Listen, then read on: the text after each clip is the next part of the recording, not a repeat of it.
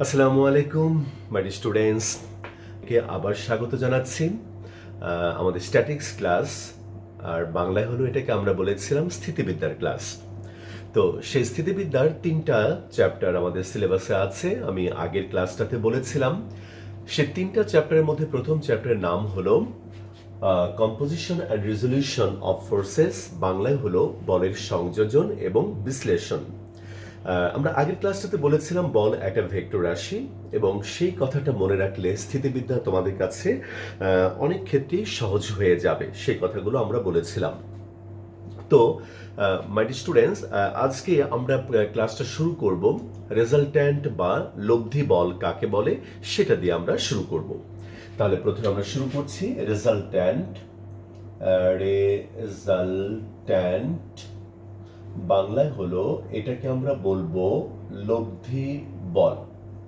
লব্ধি বল, মনে করো এটা একটা রিজিড বডি বা একটা দৃঢ় বস্তু বা কঠিন বস্তু, এর উপর অনেকগুলো বল ক্রিয়া করছে। A system of force act on the rigid body. এখন দেখা গেল এই অনেকগুলো বলের পরিবর্তে যদি একটা বল, এই অনেকগুলো বলের যে ক্রিয়া হবে বা যে প্রভাব হবে, যে রেজাল্ট আমরা পাবো, যদি এই অনেকগুলো বলের পরিবর্তে যদি আমরা একটা বল প্রয়োগ করে একটা সিঙ্গেল ফোর্স অ্যাপ্লাই করে আমরা সেই রেজাল্টটা পাই, সেই প্রভাবটাই পাই, তবে ওই সিঙ্গেল ফোর্সটাকে, ওই একটা বলকে আমরা বলবো সবগুলো বলের লব্ধি বল বা রেজাল্ট্যান্ট ফোর্স। ঠিক আছে মাই স্টুডেন্টস, আশা করি তুমি বুঝতে পেরেছো। তাহলে মনে করো যদি দেখা গেল যে এর উপর আমরা একটা বল অ্যাপ্লাই করলাম পি, আর একটা বল অ্যাপ্লাই করলাম মনে করো কিউ, দেখা গেল যে এই দুটো বলের যে প্রভাব এই বস্তুর উপর হবে, যদি এই দুইটা বলের পরিবর্তে একটা বল যদি আমরা অ্যাপ্লাই করি, সাপোজ মনে করো আর, বা আমি এখানে ক্যাপিটাল দিতে পারতাম, স্মল দিয়ে ফেলেছি, অসুবিধা নেই। যদি দেখা যায় যে এই একটা বল আর পি এবং কিউ এর মতোই একটা প্রভাব তৈরি করে, তখন সে আর কে আমরা বলবো পি আর কিউ এর resultant force, and P and Q are said to be component force. অর্থাৎ পি কিউকে আমরা তখন বলবো অংশক বল এবং আর কে আমরা বলবো লব্ধি বল। আশা করি তোমরা ব্যাপারটা বুঝতে পেরেছো। তো এই বলবিদ্যায় বা মেকানিক্সে এই লব্ধি বল বা রেজাল্ট্যান্ট ফোর্স এটা একটা ইম্পর্টেন্ট বিষয়, এবং এই রেজাল্ট্যান্ট বের করবার অনেক ফর্মুলা, অনেক থিওরি আছে, যার মধ্যে কয়েকটা তুমি অবশ্যই চেনো। যেমন মনে করো নাম্বার 1 বল সংযোজনের ত্রিভুজ বিধি। আর তার আগে আমি একটা কথা বলে রাখি, আমরা আমাদের এই চ্যাপ্টারটাকে দুটো ভাগে ভাগ করব থিওরির মধ্যে। একটা হচ্ছে তোমার কম্পোজিশন, আর একটা হচ্ছে রেজলিউশন, অর্থাৎ সংযোজন এবং বিশ্লেষণ। তাহলে আমরা প্রথম যে পার্টটা শুরু করব সেটা হলো বলের সংযোজন বা কম্পোজিশন, এবং এই কম্পোজিশনের মধ্যে আমরা কয়েকটা থিওরি বা ফর্মুলা তোমাদেরকে শেখাবো। নাম্বার ওয়ান যেটাকে আমরা বলবো, তাহলে মাই বয় আমি একটু মুছে ফেলি, আমরা এই টাইটেলটা মুছে ফেলি। টাইটেলটা এটা আমাদের বইতে এক্সারসাইজ 8.1 এর মধ্যে আছে, অর্থাৎ আমরা 8.1 এক্সারসাইজটা শুরু করলাম। তাহলে আমরা প্রথমেই তোমাদেরকে শেখাবো ট্রায়াঙ্গেল ল, ট্রায়াঙ্গেল ল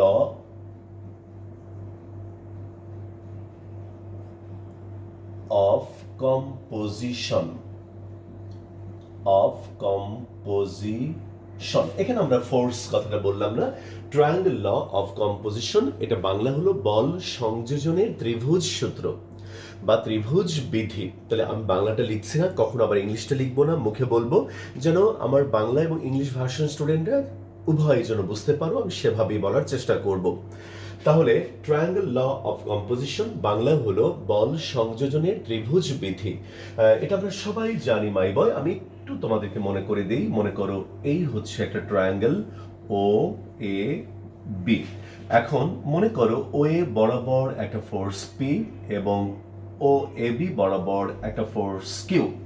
তাহলে আমরা সবাই জানি যে যদি আমরা একটা ট্রায়াঙ্গেলের দুইটা সাইড দিয়ে, দেখো দুইটা বাহু দিয়ে যদি দুইটা ফোর্সকে একই দিকে এবং মানে দুটি বাহু দ্বারা যদি আমরা একই ক্রমে দিকে ও মানে সূচিত করি, তাহলে এই তৃতীয় বাহু দ্বারা বিপরীত ক্রমে তাদের লব্ধি বলকে দিকে ও মানে সূচিত করা যায়। তবে তৃতীয় বাহু দ্বারা বিপরীত ক্রমে লব্ধি বলকে দিকে ও মানে সূচিত করা যায়। ঠিক আছে মাই বয়? অর্থাৎ যদি আমরা ইংলিশে বলি কথাটা এরকম, if two forces acting at a point can be represented by two sides OA and AB in magnitude and direction and in taken in same order, then the resultant can be represented by third side in magnitude and direction in opposite order, in opposite direction, অথবা আমরা বলতে পারি in taken opposite direction, অথবা বলতে পারি taken in opposite order আমরা বলতে পারি।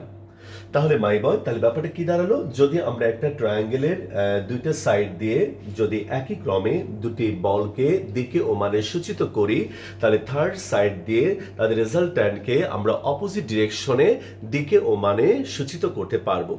Okay, my boy.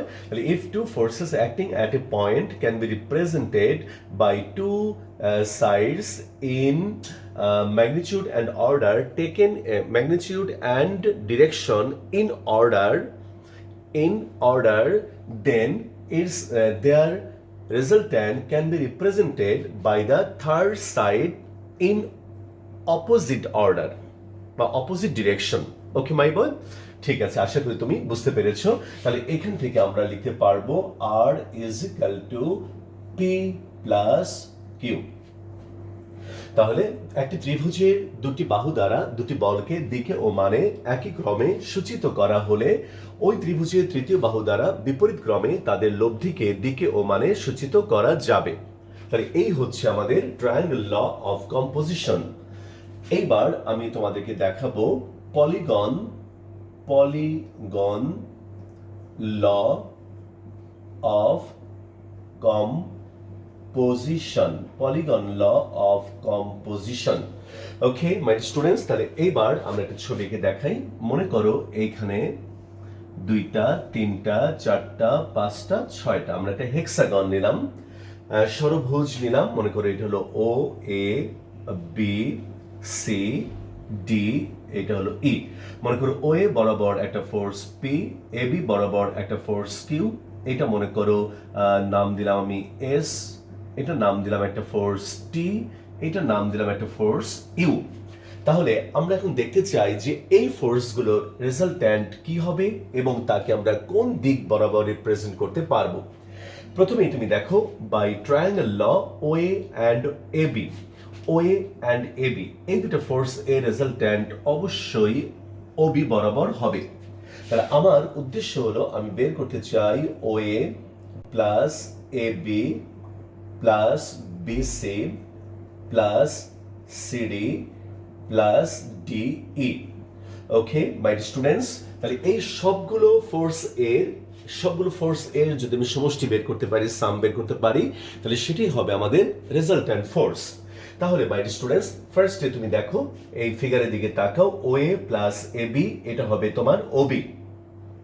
তাহলে OA প্লাস AB এটাকে লিখতে পারবো OB প্লাস এই হলো BC plus CD plus DE। আচ্ছা, এইবার তুমি দেখো মাই বয় OB প্লাস BC এটাকে আমরা বলতে পারবো OC। তাহলে OB প্লাস BC এটাকে আমরা বলতে পারবো OC according to triangle law of composition.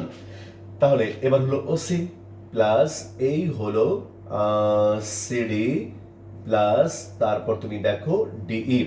এখন OC প্লাস CD এটাকে আমরা বলতে পারবো, এই দেখো my students, OC plus CD এটা হলো OD প্লাস এই হলো DE। এখন তুমি দেখো OD প্লাস DE এটাকে আমরা বলতে পারবো এই যে মাই বয় OE।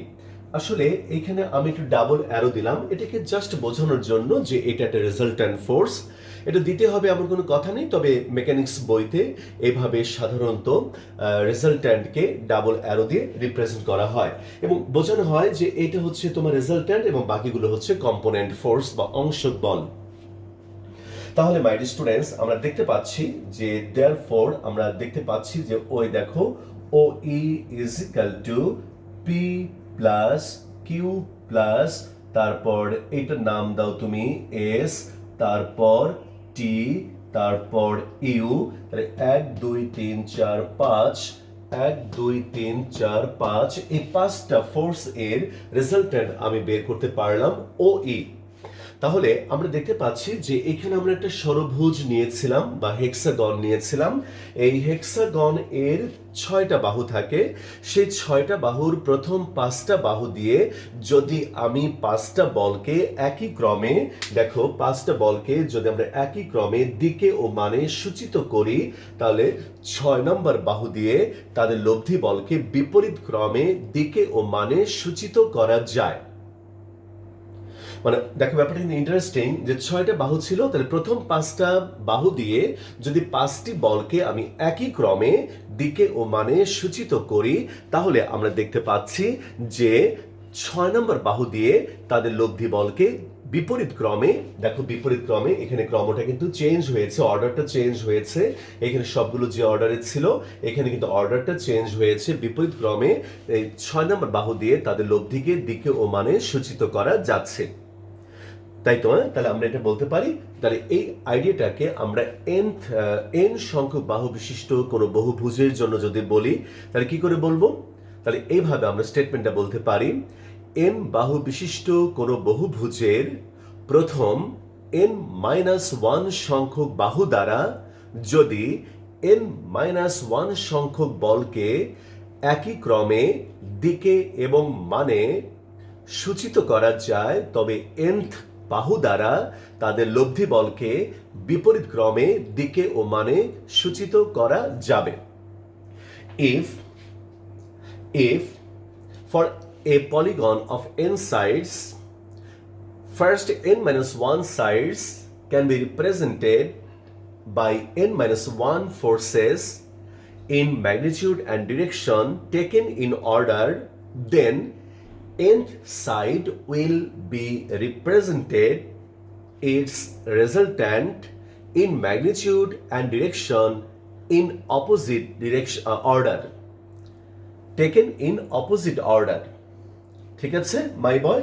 তাহলে আশা করি ব্যাপারটা বুঝতে পেরেছো যে এইটা হচ্ছে আমাদের পলিগন ল অফ কম্পোজিশন। ঠিক আছে, তাহলে এটা হয়ে গেল। এইবার আমি তোমাদেরকে দেখাবো parallelogram law of composition, parallelogram law of composition। Okay my students, okay, এবার দেখো এটা আমাদের খুবই পরিচিত সামান্তরিক সূত্র, এগুলো আমরা সবগুলোই জানি। তারপর আমি একটু একটু করে বলি। parallelogram law of composition, okay my students, composition এটা আমাদের খুবই পরিচিত। মনে করো এই হলো একটা প্যারালেলোগ্রাম মানে সামান্তরিক, এটা হলো বলের সামান্তরিক সূত্র। মনে করো ও এ, এটাকে নাম দিলাম সি, এটার নাম দিলাম বি। তাহলে ও এ সি বি একটা সামান্তরিক বা প্যারালেলোগ্রাম। ও এ এবং ও বি এই দুটোকে আমরা বলবো সন্নিহিত বাহু বা অ্যাডজেসেন্ট সাইডস। এখন এই দুটো সন্নিহিত বাহু দিয়ে যদি আমি দুইটা বল, একটা হলো পি এবং আরেকটা বল কিউ কে প্রকাশ করি, তাহলে এই দুটো সাইডের যে ইন্টারসেক্টিং পয়েন্ট বা ছেদবিন্দু ও এর মধ্য দিয়ে যে কর্ণ আমরা আঁকবো, সেই কর্ণ দ্বারা পি এবং কিউ এই দুটা বলের লব্ধিকে প্রকাশ করা যায়, দিকে ও মানে প্রকাশ করা যায়। অর্থাৎ একটা সামান্তরিকের দুটি সন্নিহিত বাহু দ্বারা যদি দুটি বলকে দিকে ও মানে সূচিত করা যায়, তবে ওই দুটি বাহু যে বিন্দুতে মিলিত হয় সেই বিন্দুগামী কর্ণ দ্বারা তাদের লব্ধিকে দিকে ও মানে সূচিত করা যায়। তাহলে আমরা এটা এভাবে বলতে পারি, if two forces acting at the point O and can be represented by two adjacent sides OA and OB of a parallelogram, then their resultant can be represented in magnitude and direction along diagonal along diagonal which passes through the intersecting point of two adjacent side. ঠিক আছে মাই dear students, এই স্টেটমেন্টগুলো আমি আমার মতো করে বোঝানোর জন্য আমি নানাভাবে বলছি, বাট তোমাকে একটা রিফাইন্ড ফর্ম কিন্তু বই থেকে পড়ে নিতে হবে। আমি হয়তো বোঝানোর জন্য নানাভাবে বলছি, বাট তোমাকে এটা বই থেকে, যে কোনো বই থেকে, যেটা আমাদের টেক্সট বইও হতে পারে, অন্য কোনো বই থেকেও তুমি এই স্টেটমেন্টগুলো তোমাকে আত্মস্থ করতে হবে। Okay, my boy. Well, if two forces P and Q can be represented by two adjacent sides OA and OB of a parallelogram, then their resultant can be represented by this diagonal OC in magnitude and direction. ঠিক আছে? ওকে মাই বয়, আশা করি তুমি বুঝতে পেরেছো। তাহলে এটাকে যদি আমরা একটু এক্সপ্লেইন করতে চাই, তাহলে আমরা এখানে ট্রায়াঙ্গেল লটাকে নেই। যদি ওবি সাইড দিয়ে আমরা কিউ ফোর্সকে রিপ্রেজেন্ট করতে পারি, তাহলে আমরা এসি দিয়ে সেই ফোর্সটাকে রিপ্রেজেন্ট করতে পারবো। তাহলে মাই বয়, এখন তুমি আমাকে বলো, by triangle law of composition R is equal to, এই দেখো, পি প্লাস কিউ। তাহলে আর ইজ ইকাল টু হবে তোমার পি প্লাস কিউ, অর্থাৎ এখানে এই লব্ধি বলটা পি প্লাস কিউ এর সমান হবে। ঠিক আছে মাই ডিয়ার স্টুডেন্টস, আশা করি তুমি বুঝতে পেরেছো। এবার মেকানিক্সে কিছু থিওরি আমাদের পরীক্ষার জন্য এবং শেখার জন্য, অঙ্ক করার জন্য, সব কিছুর জন্য আমাদের কিছু থিওরি পড়তে হবে। এগুলো যেমন পরীক্ষা আসতে পারে, তেমন এগুলো না পড়লে, ভালো মতো না আয়ত্ত করলে তুমি অঙ্ক করতে পারবে না। সেই জন্য আমরা এখন একটা থিওরি শুরু করব। সেটা হলো, একটি বিন্দুতে বা কোনো বিন্দুতে আলফা কোণে ক্রিয়াশীল দুটি বল পি এবং কিউ এর লব্ধির মান এবং দিক বের করতে হবে। অর্থাৎ to find the magnitude of resultant and its direction of two forces P and Q acting at an angle alpha at a point. ঠিক আছে my boy, to find the magnitude of resultant and direction of two forces P and Q acting at an angle alpha at a point. ঠিক আছে? ওকে মাই বয়, তাহলে আমরা ধরে নিলাম এইখানে মনে করো কোন একটা পয়েন্ট ওতে ও এ এবং ও বি বরাবর দুটো ফোর্স পি এবং কিউ অ্যাক্ট করলো, এবং এই দুটো ফোর্সের মধ্যে অ্যাঙ্গেল হলো alpha. Two forces acting at the point O along OA and OB at an angle alpha, অর্থাৎ ওএ আর ওবি বরাবর দুটি বল ক্রিয়া করলো কোন বিন্দুতে? ও বিন্দুতে, যাদের মধ্যবর্তী অ্যাঙ্গেল হলো আলফা। আমার টার্গেট হলো এই দুটো বলের লব্ধির মান এবং দিক বের করতে চাই। To find the magnitude of resultant and its direction of two forces P and Q acting at a point O along OA and OB at an angle alpha. এবার আমরা OA আর OB এই দুটো সাইডকে দিয়ে একটা প্যারালেলোগ্রাম কমপ্লিট করব। তাহলে we construct a parallelogram by two sides OA and OB and নাম দিলাম OACB। তাহলে মাই ডিয়ার স্টুডেন্টস, তাহলে বাই ডেফিনিশন অফ প্যারালেলোগ্রাম ল, এখানে আমরা বলতে পারবো যে ওসি বরাবর তাদের রেজাল্ট্যান্ট হবে এবং তার নাম দিলাম আমি আর। তাহলে মাই ডিয়ার স্টুডেন্টস, আমরা এখানে এই ম্যাগনিটিউড অফ রেজাল্ট্যান্ট, আমরা এই রেজাল্ট্যান্টের ম্যাগনিটিউড বের করতে চাই। তাহলে প্রথমেই আমরা এখানে এভাবে শুরু করব, my dear students, R is equal to P plus Q, R is equal to P plus Q. এইবার আমাদের ভেক্টরের আইডিয়াটা খুব কাজে লাগবে। আমরা যেহেতু আর এর ম্যাগনিটিউড বের করতে চাই, অবশ্যই এটা একটা স্কেলার রাশি, একটা স্কেলার কোয়ান্টিটি, তাই আমরা বোথ সাইডকে এখন এই নিজ ভেক্টর দিয়ে ডট প্রোডাক্ট করব। তাহলে তুমি ডট প্রোডাক্ট করো, এই যে মাই বয় আর ডট আর, আর রাইট সাইডে পি প্লাস কিউ, তার সাথে হলো পি প্লাস কিউ। এইবার তুমি এখন এদের ডট প্রোডাক্ট করো। আমরা সবাই জানি যে এ ডট এ কে আমরা একবারে লিখতে পারি এ স্কোয়ার। এটা নিশ্চয়ই তোমার মনে আছে এ ডট এ মানে কেমন করে হয়, কারণ এ ইন্টু এ আর দুটা ভেক্টরের মধ্যবর্তী অ্যাঙ্গেল 0, তাহলে এ ইন্টু এ আর কস 0 ভ্যালু 1, তাহলে একবারে হয়ে গেল এ স্কোয়ার। তাহলে পি ডট পি কত হবে, P square. Q dot Q হবে কিউ স্কোয়ার। তাহলে মাই স্টুডেন্টস এবার তুমি দেখো পি ডট পি এটাকে লিখবো P square, P dot Q এটা আমি এভাবেই রেখে দেব পি ডট কিউ। তারপর তুমি দেখো কিউ ডট পি প্লাস দিয়ে লিখবো কিউ ডট পি, তারপর কিউ ডট কিউ এটা হয়ে যাবে কিউ স্কোয়ার। এইবার তুমি একটু সুন্দর করে লেখো P square plus Q square. আমরা সবাই জানি ভেক্টর প্রোডাক্টের ক্ষেত্রে ভেক্টরের গুণনটা dot product obey commutative law, অর্থাৎ ডট প্রোডাক্ট বিনিময় বিধি মেনে চলে। কাজেই পি ডট কিউ এবং কিউ ডট পি একই রকম, কাজে আমি এটা লিখতে পারবো 2 ইন্টু পি ডট কিউ। এইবার মাই স্টুডেন্টস বামে এটা কি হবে বলো তো, বামে হবে তোমার আর স্কোয়ার।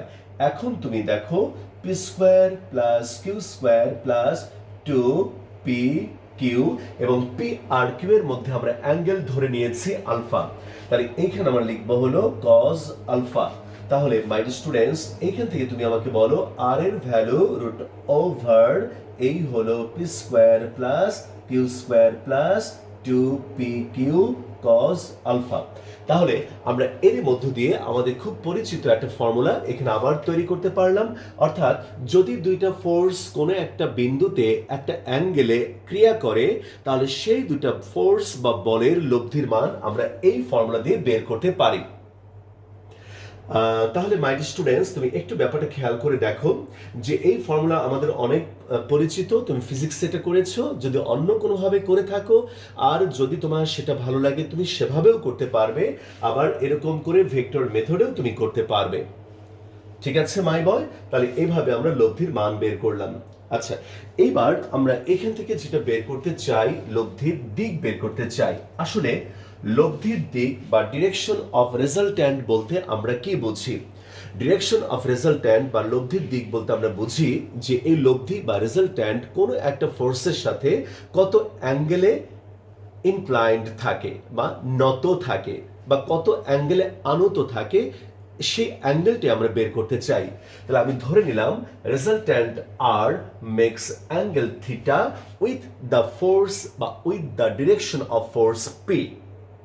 অর্থাৎ আমরা ধরে নিলাম যে লব্ধি আর পি বলের দিকের সাথে থিটা অ্যাঙ্গেল তৈরি করে, তাহলে আমরা এটা ধরে নিলাম। ওকে মাই স্টুডেন্টস, তাহলে এখন দেখো আমরা কি করব। তাহলে এটা ফর্মুলা আমাদের তৈরি হলো।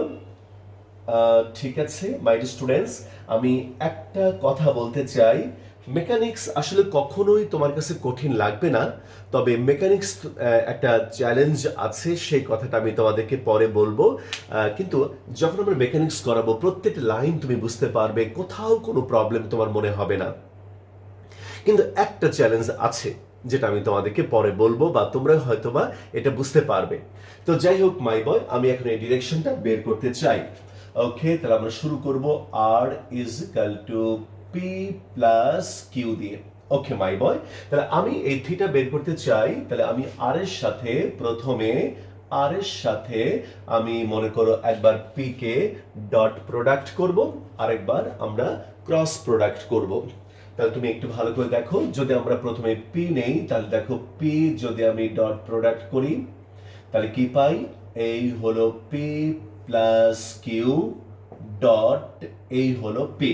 মাই স্টুডেন্টস, তাহলে এখানে তোমার পাবে হলো P dot P P square plus এইখানে তুমি পাবে কিউ ডট এই হলো পি। আচ্ছা, এখন তুমি একটু দেখো বামে আর ডট পি, আর এবং পি এর মধ্যে অ্যাঙ্গেল আমরা ধরে নিয়েছি থিটা, তাহলে এইখানে আমরা পাবো হলো আর পি কস থিটা, আর এইখানে হলো P square Q dot P. দেখো তুমি কিউ এবং পি এর মধ্যে অ্যাঙ্গেল হলো তোমার আলফা, তাহলে এইটা হবে তোমার কিউ পি কস আলফা। তাহলে মাই স্টুডেন্টস আমরা এখানে পি দিয়ে ডিভাইড করব, R cos theta P plus Q cos alpha. এখন এখানে আমরা এই যে পি দিয়ে ডিভাইড করলাম কারণ আমরা এখানে ধরেই নিয়েছি যে পি কোনো একটা ফোর্স, পি বা কিউ কোনোটাই আমাদের এখানে জিরো হবে না, কারণ যদি জিরো হয়ে যায় তাহলে আমাদের এই ক্যালকুলেশনগুলো মানে মিনিংলেস হয়ে যাবে।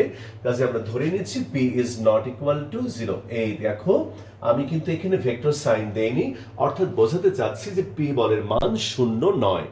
আসলে মেকানিক্স করতে গেলে আমরা এই ফোর্সগুলোর আমরা সাধারণত ভেক্টর সাইনটা ওইভাবে দেব না। এখানে যেহেতু থিওরি ডেভেলপ করছি এবং ভেক্টর সিস্টেমে আমি করাচ্ছি, তাই আমি ভেক্টর সাইন দিচ্ছি। কিন্তু যখন আমরা প্রবলেমগুলো সলভ করব, তুমি দেখবে যে অনেক ক্ষেত্রে আমরা ওইভাবে ভেক্টর সাইন দেব না। সেই কথাটা আমি আবার তোমাদেরকে তখন আমি আবার একটু ডিটেল তোমাদেরকে বলবো। ওকে বাই বাই, তাহলে এটাকে দাও তুমি ইকুয়েশন নাম্বার 1। আবার শুরু করো। এই দেখো R is equal to P plus Q. তাহলে এইবার আমি আর কে পি ফোর্স দিয়ে ক্রস গুণন করব, পি প্লাস কিউ, এইখানে হলো আবার পি। এখন বলতে পারো যে দুইবারে আমি পি দিয়ে কেন ক্যালকুলেশন করছি, কারণ এখানে রেজাল্ট্যান্ট ফোর্সটা পি এর সাথে অ্যাঙ্গেল তৈরি করেছে, এটা আমরা ধরে নিয়েছি, সেই জন্য আমরা এই কাজটা এভাবে করছি। আচ্ছা ঠিক আছে মাই স্টুডেন্টস, তাহলে তুমি এবার দেখো তারপর তাহলে পি ক্রস পি তোমরা জানো যে পি ক্রস পি এটা 0 হয়ে যাবে, প্লাস কিউ ক্রস পি।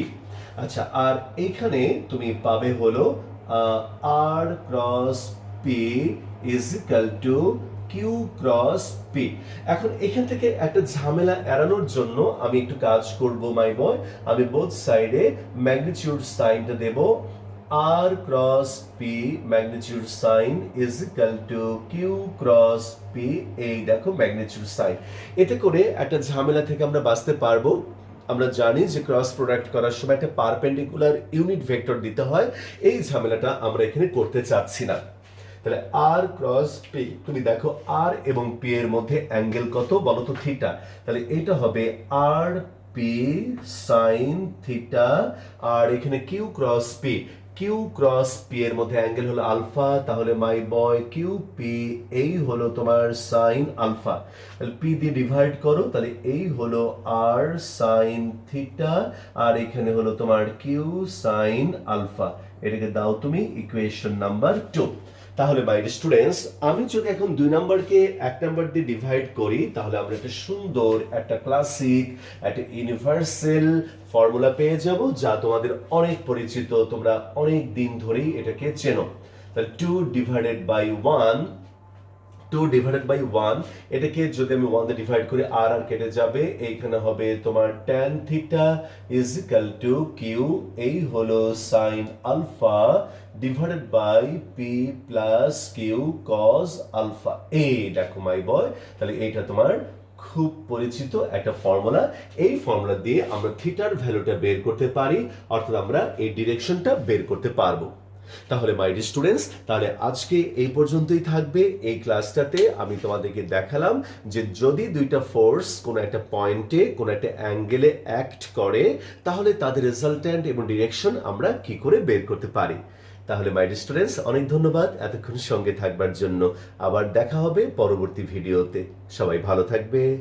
ওকে।